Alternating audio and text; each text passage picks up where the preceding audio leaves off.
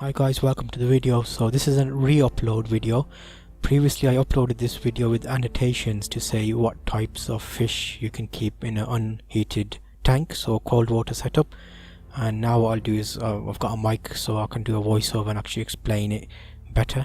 So what you can do in a cold water fish tank is have a mixture of fish, providing they don't adversely affect each other. So over the years, I've had fish tanks for maybe 11 years now. I had a small 1 foot and then a 2 foot tank.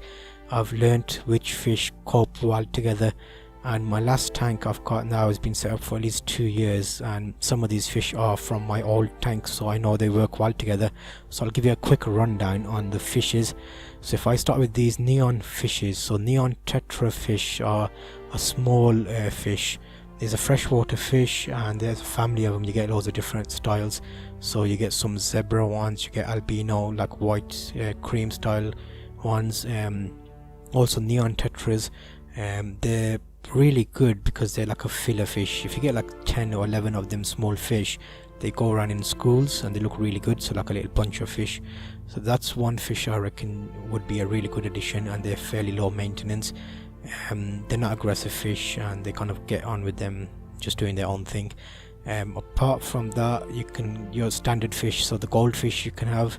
The goldfish is they say it's quite a dirty fish because it poops a lot, but if you got good filtration and you do regular water changes, that'll be fine. So my second one would say regular goldfish in the gold color, as in gold orange color. You can also get yellow fish, goldfish and black. And I'll also say, to give your tank a bit of a funky look, you can get weather loaches. You can see one here now, and this is one I've had for a long time. So he's called a pond loach, weather loach. There's different names that they come by. This one's like a standard one. You can get albino again, like a cream typey one, pink even. I've got two, so I've got a weather loach there and I've got the pink one, and they're popular in Asia and stuff, and Japanese kind of fish, but they do well.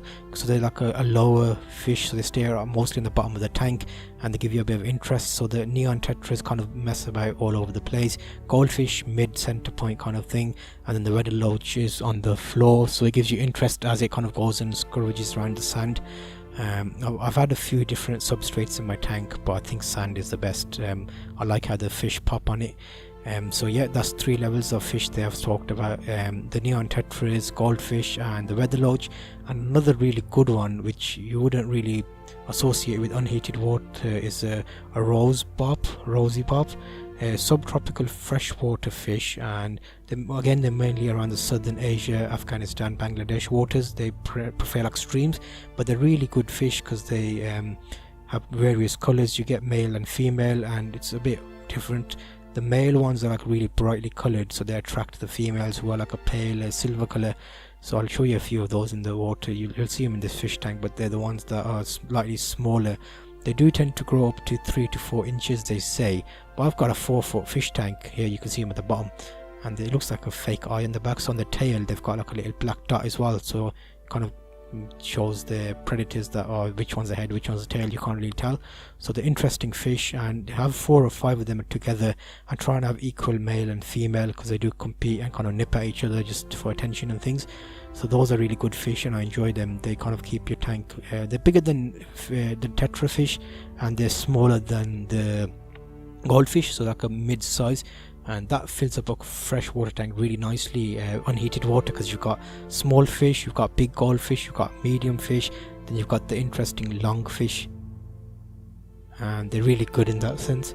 So that's your fish there. I have added addition of later fishes which I've only bought recently.